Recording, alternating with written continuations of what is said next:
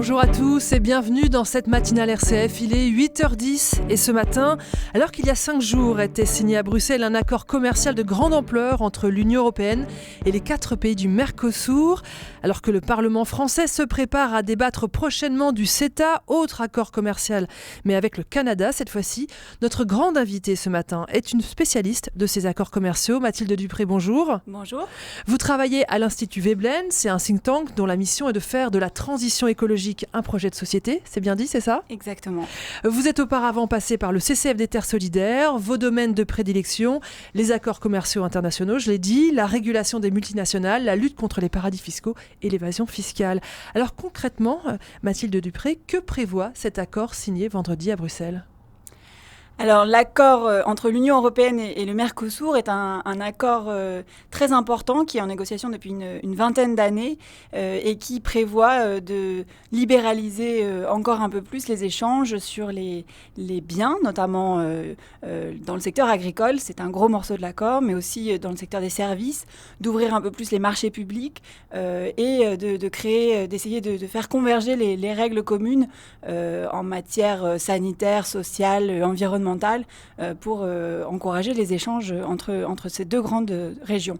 Mais il faut bien préciser qu'on ne connaît pas... Libéraliser les échanges, ça veut dire faire baisser les taxes. Ça veut dire faire baisser les droits de douane, mais comme ils sont déjà assez faibles, puisqu'on a déjà beaucoup travaillé à l'échelle internationale pour baisser ces droits de douane, aujourd'hui, ces négociations, elles portent de plus en plus sur les obstacles qu'on dit non tarifaires, c'est-à-dire les divergences de normes. Et c'est pour ça que là, on rentre sur des sujets rapidement sensibles, puisqu'on est sur les préférences collectives qui ont été décidées à l'échelle européenne ou nationale parfois, en matière de protection du consommateur, de protection des travailleurs, etc. Alors, ces accords ne font pas du tout l'unanimité de ce côté de l'Atlantique ? Alors, ces accords, effectivement, créent beaucoup de craintes, parce qu'ils présentent un nombre de risques très élevés. Et on a en particulier des voix qui s'élèvent dans le secteur de la protection de l'environnement, notamment parce que le Brésil, depuis quelques mois, mène une politique absolument catastrophique qui détruit l'Amazonie et pourrait avoir des conséquences planétaires sur le climat et sur la protection de la biodiversité, mais aussi les agriculteurs, puisqu'on a toutes les organisations professionnelles du monde agricole qui demandent à la France et aux autres États membres de ne pas aller plus loin dans la ratification de cet accord. Alors on va détailler ça, mais peut-être d'abord une première question. Le problème, c'est le Brésil de Jair Bolsonaro ? C'est vraiment le fait de signer avec une personnalité sulfureuse et controversée, ou c'est vraiment le fond ? Alors, il faut distinguer deux choses. Cet accord était déjà très, très observé et faisait l'objet de nombreuses réserves déjà pendant les négociations. Donc avant l'arrivée de Bolsonaro, parce que le projet même de vouloir organiser des échanges à grande échelle, et c'est-à-dire dire par exemple aux éleveurs français qu'on va importer du bœuf du Canada et du Mercosur, et qu'en échange on essaiera de leur créer de nouvelles opportunités d'exportation vers la Chine ou le Japon, à l'heure actuelle des grands défis planétaires auxquels on est confronté, notamment en matière de lutte contre le changement climatique. Ça apparaît un mode de production agricole et pour l'alimentation qui est absolument plus viable, et on devrait revenir à une agriculture plus localisée, des échanges en circuit plus courts, et chercher surtout à changer de modèle agricole et avoir un modèle beaucoup plus respectueux de l'environnement. Et là, c'est pas du tout ce vers quoi on se tourne, puisqu'on met en compétition, par exemple, des systèmes agricoles qui sont assez différents, avec des systèmes qui sont encore plus industriels que le système européen, par exemple. On entendait hier sur notre antenne la présidente de la FNSEA dénoncer cet accord. Elle nous disait « N'importons pas chez nous l'agriculture dont nous ne voulons pas ». C'est vraiment ça le problème, c'est qu'en fait on a deux aspirations bien différentes de part et d'autre. Effectivement, aujourd'hui, on met les agriculteurs dans une situation intenable parce qu'en Europe, on a des règles qui sont déjà relativement élevées en matière d'exigences environnementales et sanitaires. Et on voudrait aller plus loin parce que c'est important pour la transition de continuer à éliminer les pesticides qui sont dangereux pour la santé, par exemple. Il y a un projet d'interdiction du glyphosate. Et ce que nous disent les agriculteurs, et à juste titre, c'est qu'aujourd'hui, on fait des accords dans lesquels on facilite l'entrée de produits de pays tiers qui sont fabriqués avec l'utilisation de produits interdits dans l'Union européenne. C'est le cas pour le Canada, par exemple, de viandes qui peuvent être nourries aux farines animales. C'est pas l'accord du Mercosur, mais par exemple, les viandes peuvent être nourries aux farines animales. Dans les deux cas, Mercosur et Canada, on peut utiliser des antibiotiques comme activateurs de croissance.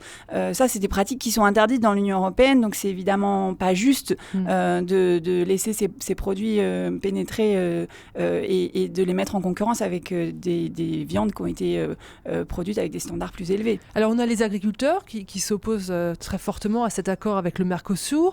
On a aussi les défenseurs de l'environnement. On a pu lire dans le journal Le Monde un entretien avec Nicolas Hulot qui expliquait qu'aujourd'hui on ne peut plus signer de pareils traités. Quels sont les impacts sur l'environnement ? Alors, la première chose, c'est qu'aujourd'hui, et c'était le deuxième point de la question qui ciblait Bolsonaro tout à l'heure, on a un pays qui est en train de faire complètement, de dévier complètement de sa trajectoire et de ses engagements internationaux. Et même s'il n'a pas prévu formellement de sortir de l'accord de Paris, on voit qu'il a des projets pour créer de nouvelles activités extractives, par exemple, dans des zones qui étaient protégées jusqu'à maintenant dans l'Amazonie. Donc, c'est l'équivalent de 10 ans d'émissions de gaz à effet de serre de la planète entière s'il met tout ce projet à exécution. Donc non seulement on ne devrait pas signer de nouvel accord de commerce avec le Brésil, on ne devrait pas lui offrir de nouveaux avantages commerciaux pour importer des produits vers l'Union européenne. Et par ailleurs, on devrait penser à développer des sanctions commerciales à l'égard du Brésil pour l'inviter à changer de politique environnementale en ciblant par exemple des produits qui sont impactants pour la déforestation. Par exemple, la production de soja, qui est une des premières importations qu'on fait du Brésil. Et par ailleurs, ces accords, et la philosophie même de ces accords, elle est complètement contradictoire avec les engagements que les pays ont souscrits dans le cadre de l'accord de Paris, parce la seule préoccupation, c'est d'augmenter les échanges, d'augmenter, quand il y a un volet investissement, l'investissement, dans n'importe quel secteur d'activité, que ce soit dans le secteur extractif, avec un très fort impact climatique, que ce soit dans un modèle agricole qui n'est pas compatible non plus avec les objectifs de transition qu'on s'est fixés, alors qu'on pourrait avoir une approche beaucoup plus ciblée, essayer d'encourager les échanges pour les biens qui sont vertueux pour l'environnement, et puis au contraire, essayer de décourager les échanges là où les produits sont nocifs pour l'environnement. Mais alors Mathilde Dupré, pourquoi est-ce qu'on signe cet accord ? Qui en Europe a intérêt à signer de pareilles négociations ? Alors ces accords, ils sont quand même soutenus par le secteur privé dans son ensemble. On entend dans toutes les réunions avec le ministère du Commerce, par exemple le MEDEF et un certain nombre de fédérations professionnelles pousser très fort pour que ces accords voient le jour. Par exemple, un secteur qui est souvent très, très content, c'est le secteur de l'industrie automobile qui bénéficie de réductions tarifaires et qui va pouvoir exporter davantage. Mais encore une fois, on prévoit d'augmenter toutes les exportations du secteur automobile, véhicules thermiques compris. On ne cherche pas à promouvoir uniquement, par exemple, l'exportation de véhicules électriques, alors qu'on est en train de réfléchir en France à la sortie progressive des véhicules thermiques et à leur abandon progressif. Donc là encore, on n'est absolument pas cohérent. Certains y ont vu un accord un peu de fin de règne, signé pas en catimini, mais presque par une commission qui vit ces derniers jours, une commission européenne qui vit ces derniers jours. Vous êtes d'accord avec cette analyse ? C'est certain que les choses elles s'accélèrent dans les dernières semaines du mandat de cette commission, notamment parce que Cecilia Malmström doit considérer qu'elle a un bilan, la commissaire européenne au commerce, qu'elle a un bilan trop maigre, notamment du fait de l'abandon des négociations très larges du TAFTA avec les États-Unis. Alors certes, il y a une petite relance de négociations, mais on ne sait pas très bien où elle va mener.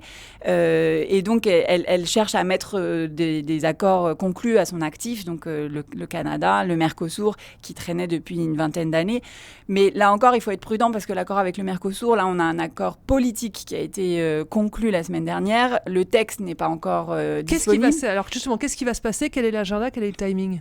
C'est difficile à dire exactement parce que le texte lui-même n'est pas encore finalisé. Aujourd'hui, on a seulement 17 pages qui présentent les grands points d'équilibre de l'accord.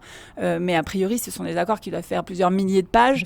Et beaucoup reste visiblement à écrire, donc ça peut prendre encore des années. On le voit dans le cadre de l'accord avec le Canada, les négociations ont été annoncées, conclues en 2014. Finalement, le texte a été réouvert plusieurs fois pour un vote qui a eu lieu en 2017 et maintenant des ratifications nationales qui ont lieu dans les pays membres seulement maintenant et pour quelques années certainement encore. Donc, c'est-à-dire que la société civile, comme les parlements nationaux, peuvent encore réagir face à cet accord avec le Mercosur, c'est ça? Pour l'instant, rien n'est scellé dans le marbre, mais ce qui est compliqué, c'est que les négociations, elles se déroulent dans une complète opacité, que là, on nous dit qu'un accord est conclu, mais on ne connaît pas son contenu. Et c'est toujours plus difficile, une fois que les grands arbitrages ont été réalisés, de demander de réouvrir les négociations que si tout ça pouvait être mené dans une plus grande transparence, avec une implication des parlementaires, une implication de la société civile, où là, on pourrait veiller au fur et à mesure de l'élaboration du texte qu'un certain nombre de préoccupations essentielles pour la santé, l'environnement, où les normes sociales sont effectivement prises en compte. Alors Mathilde Dupré, on a beaucoup parlé de cet accord avec le Mercosur. Vous avez aussi évoqué cet accord avec le Canada, le CETA. Il arrive devant les parlementaires français la semaine prochaine, si tout se passe bien. Là, c'est quand même pas la même chose, le Canada et le Brésil. Alors, ce sont effectivement pas les mêmes profils de pays. Néanmoins, l'accord avec le Canada, il a été négocié entre 2008 et 2014, donc avec le gouvernement Harper, qui était un gouvernement conservateur, qui était très, très rétrograde sur les questions climatiques. Qui n'est plus vraiment le cas de Justin Trudeau. Oui, mais il faut se souvenir que le gouvernement Harper, il était par exemple sorti du protocole de Kyoto, qui était l'ancêtre de l'accord de Paris à l'échelle internationale. Et donc, c'est pour toutes ces raisons que l'accord est particulièrement nocif et même climaticide, selon les mots de la Commission nationale consultative sur les droits de l'homme en France. Et finalement, avec Justin Trudeau, il y a eu beaucoup de réunions, d'échanges, etc., mais on n'est pas revenu sur le contenu de l'accord. Et alors qu'on aurait eu l'opportunité politique de le faire, et là, on se retrouve dans une situation qui est très paradoxale, puisqu'on s'apprête à ratifier un accord à quelques semaines des élections fédérales au Canada, qui auront lieu le 21 octobre prochain. Et pour l'instant, c'est un candidat conservateur qui est donné gagnant, qui a voté contre la ratification de l'accord de Paris au Canada avec l'ensemble de son camp. Et donc, on pourrait se retrouver dans une situation, si on va au bout de cette ratification nationale, où on met en œuvre de façon pleine et définitive le CETA. Et derrière, si le Canada choisit de ne plus mettre en œuvre ses engagements de l'accord de Paris, on n'aurait plus aucun levier pour lui demander de le faire. On ne pourrait pas revenir en arrière sur les concessions commerciales qu'on a réalisées. C'est pour cela qu'avec plusieurs dizaines d'associations, d'ONG, vous avez écrit aux parlementaires français pour leur demander de ne pas ratifier cet accord ? En effet, il y a un courrier qui a été envoyé hier aux parlementaires, députés et sénateurs, et qui est signé par 72 organisations de la société civile, un éventail très large d'organisations, à la fois des agriculteurs, des consommateurs, des syndicats de travailleurs, des syndicats d'agriculteurs aussi, je le disais. Des ONG. Des ONG d'environnement, de développement, pour des organisations de commerce équitable aussi, enfin vraiment un panel très large d'organisations pour appeler solennellement les parlementaires à ne pas ratifier cet accord. Mathilde Dupré, à vos yeux, le commerce international n'a plus de vertu ? C'est absolument pas le message qu'on veut faire passer. Évidemment que le commerce international est important. Il est déjà extrêmement favorisé avec les règles actuelles multilatérales. On peut aussi envisager de passer des accords bilatéraux avec des partenaires qu'on choisit, mais à condition de changer la philosophie de ces accords et de faire en sorte que justement l'accès au marché européen soit un levier pour encourager tous nos partenaires à avoir des exigences sociales et environnementales minimale. Mais le problème, c'est la mondialisation intensive, le libre-échange. C'est ça qui fait tiquer ? Le problème aujourd'hui, c'est qu'on considère que continuer à faciliter les échanges à tout prix est la bonne solution, alors qu'on voit qu'on a un certain nombre de défis planétaires à relever et qu'il va falloir mettre des règles pour pouvoir justement être sérieux avec nos engagements de l'accord de Paris. Vous pensez qu'on peut résister à ce mouvement qui n'est pas inéluctable ?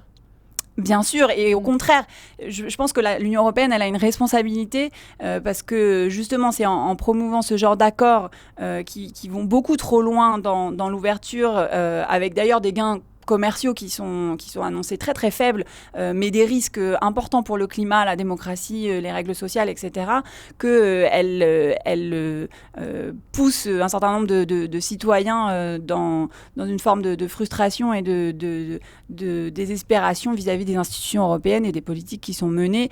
Et ça, malheureusement, je pense, a un lien avec la montée de l'extrême droite et de politiques nationalistes et de repli sur soi, qui sont évidemment pas celles qu'on voudrait voir advenir en Europe. Merci beaucoup Mathilde Dupré d'être venue nous parler de ces traités commerciaux internationaux. Je rappelle que vous travaillez à l'Institut Veblen.